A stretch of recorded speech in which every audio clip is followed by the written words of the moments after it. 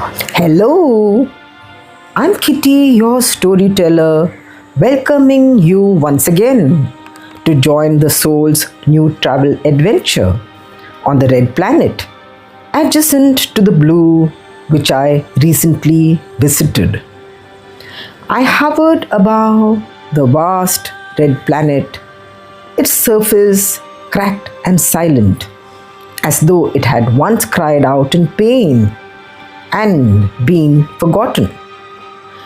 There was no wind, no movement, only stillness stretching endlessly in every direction.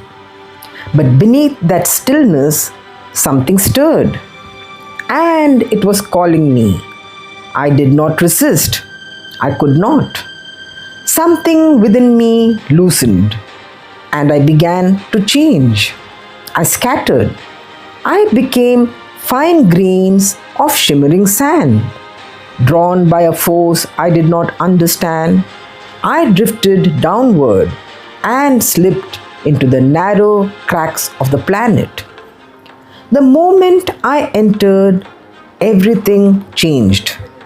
There was no light, no sound, only darkness, deep and endless.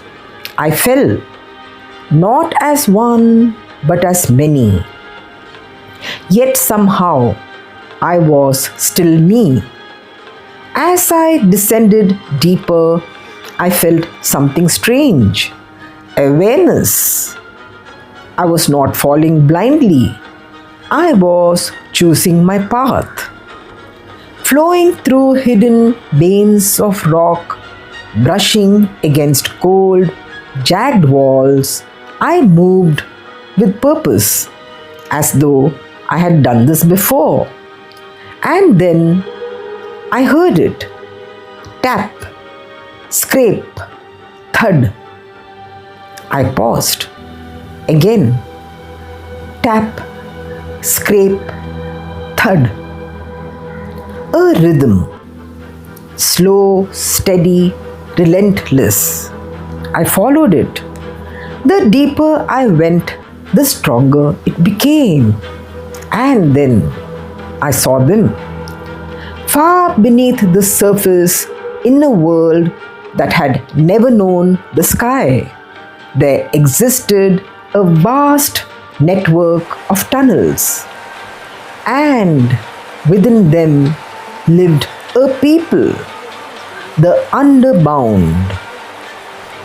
I moved through their world unseen. They worked tirelessly, men, women, even children, striking the earth with tools worn from generations of use.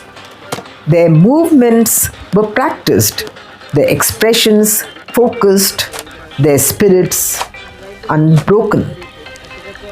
Every wall around them spoke of their purpose. Carvings, maps, teachings etched into stone. I drifted past small chambers where children were being taught. Not stories of stars or oceans, but of digging, of endurance, of reaching upward.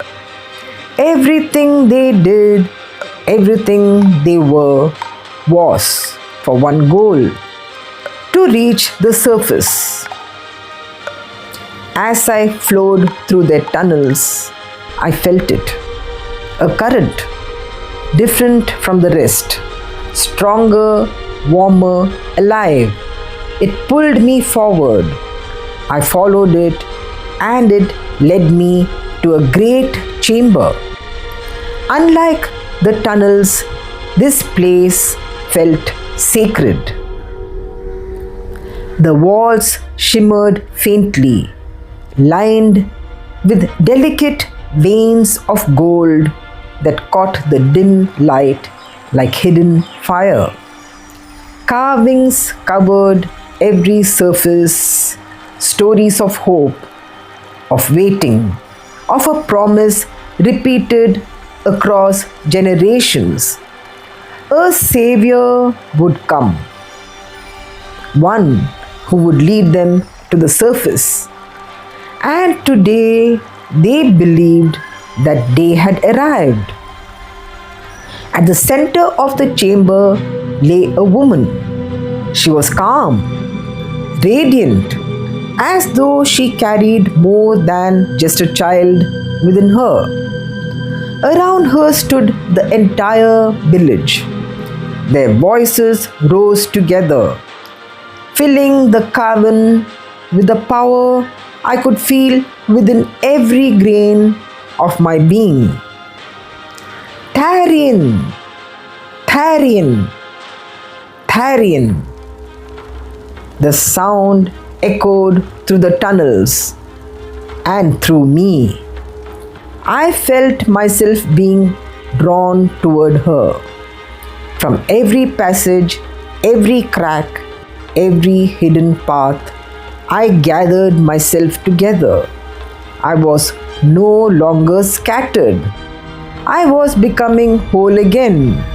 Slowly, gently, I circled above her. For the first time, I felt something I had never felt before. Purpose. And then I let go. Grain by grain, I entered her. Darkness surrounded me once more. But this time it was different. It was warm, alive. I was no longer drifting. I was becoming. Within her, I felt a heartbeat. And then another. Something stirred. Not just life, but destiny. Outside, their voices rose louder than ever, filled with hope, with faith that had survived generations of darkness. Tharion! Tharion! Tharion! And as I settled into this new form, I understood. I had not arrived by choice. I had been called, chosen. I was no longer just a wandering soul. I was Tharion. A roar rose from the underbound. The ground gave a subtle tremor.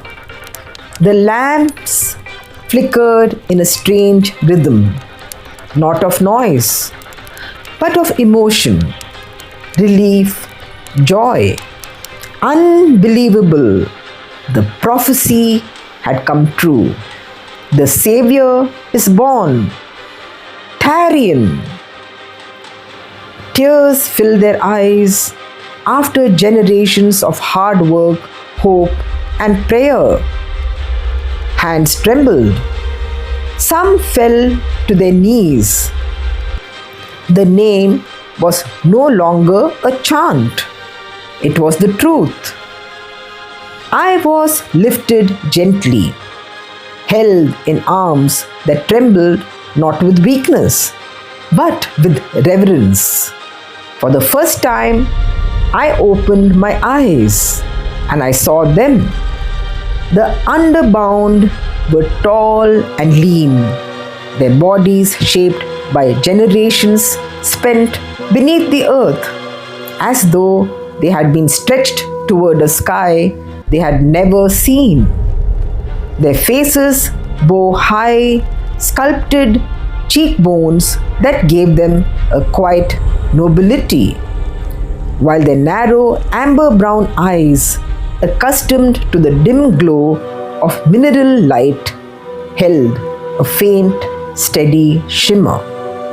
Their skin carried the tones of the world around them, muddy brown, clay, with ash, and with a subtle golden warmth beneath, as though the earth itself lived within them. Their hands were strong and calloused, built for endless digging, and their long, coarse hair sometimes tied back for work. They looked like people carved from the very ground they walked upon. Yet within them burned hope. I saw that hope in their eyes. I did not understand them. I did not know their struggles, their centuries of waiting, their endless digging. But I felt what I meant to them, though I was newly born. Dear viewers, we pause here towards the next episode as we journey into young Tharion's life, his school, his world, and the moment that will reveal who he truly is. See you soon.